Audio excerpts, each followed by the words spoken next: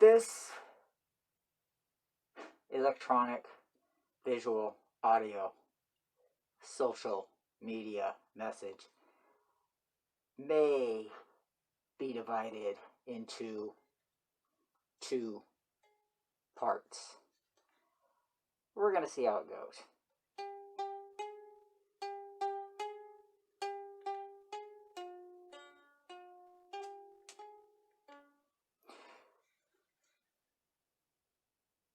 Sometimes too smart for your own good or his own good.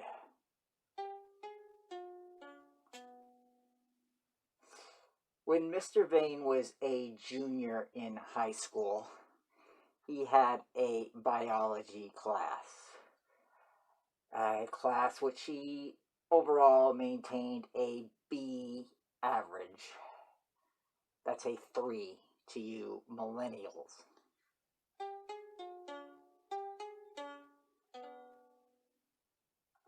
On one occasion, the teacher had the class pair up into teams. Each team of 2 students was to work on an in-class lab project. While this lab project was going on, each team would be called over to the teacher and given an oral test.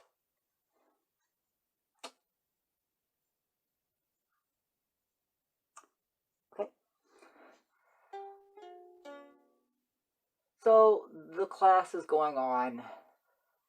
The teacher's calling the teams up one at a time, giving each team the same test to each team. Allegedly.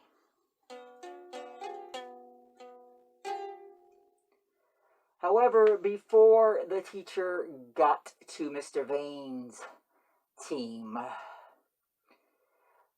the teacher discovered that one of the questions he was asking, no student seemed to know the answer to. At least as far as all the students that had thus far, to that point, who had been given the test.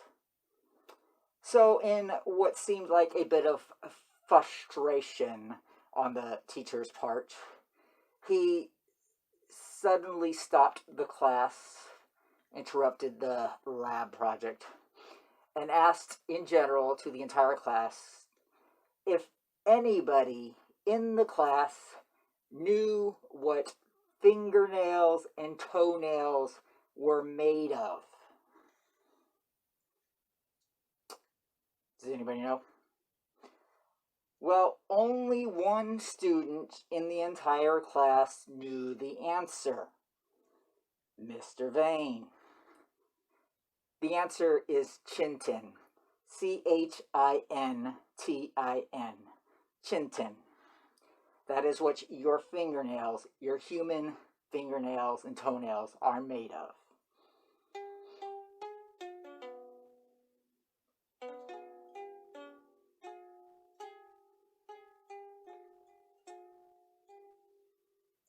Okay, so Mr. Vane knows the answer.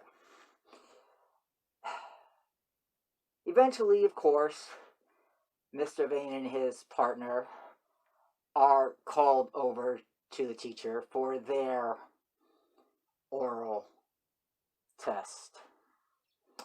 The teacher gives the test, goes through the questions.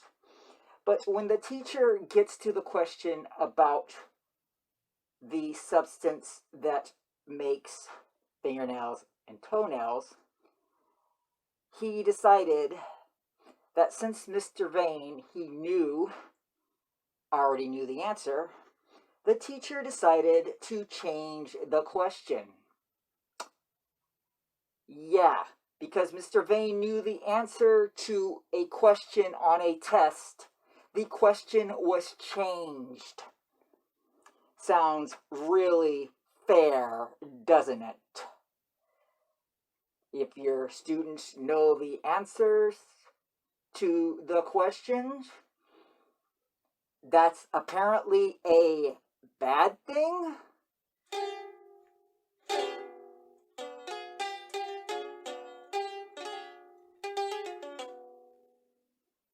This sort of incident, I'm sure, happens to more people than just Mr. Vane. But for this little message, let us just stick to Mr. Vane. This sort of thing is why Mr. Vane finds himself in the position he is in. No social life, no professional life.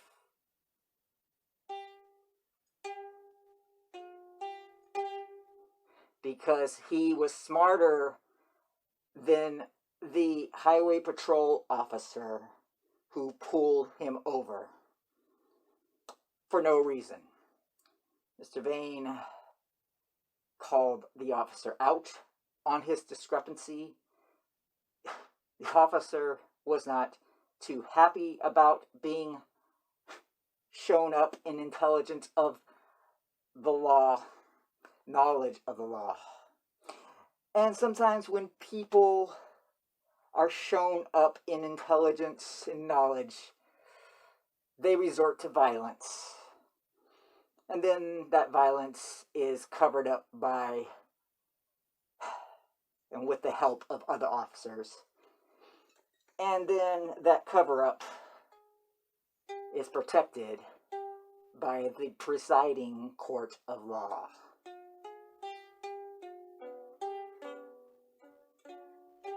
Anyway, Mr. Vane's biggest problem sometimes is that he's more knowledged than people, than others. Let's just say Mr. Vane has found it prudent to dumb himself down. At least that's what he says.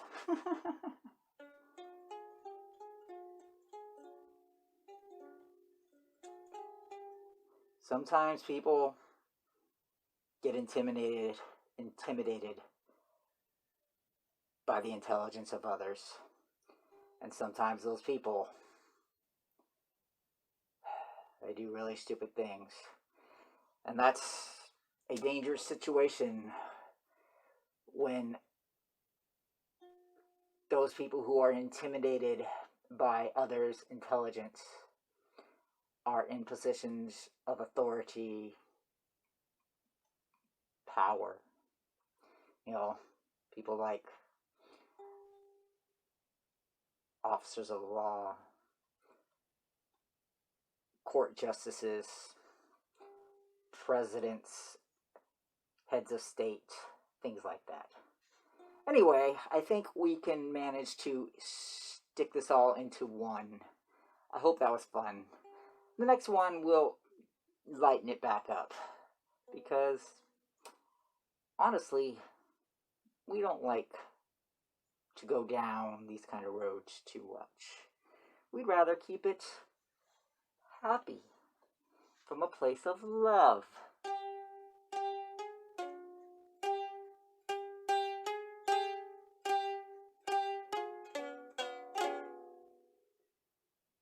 It's July. A couple more days and the United States of America turns another year older. Oh, little baby.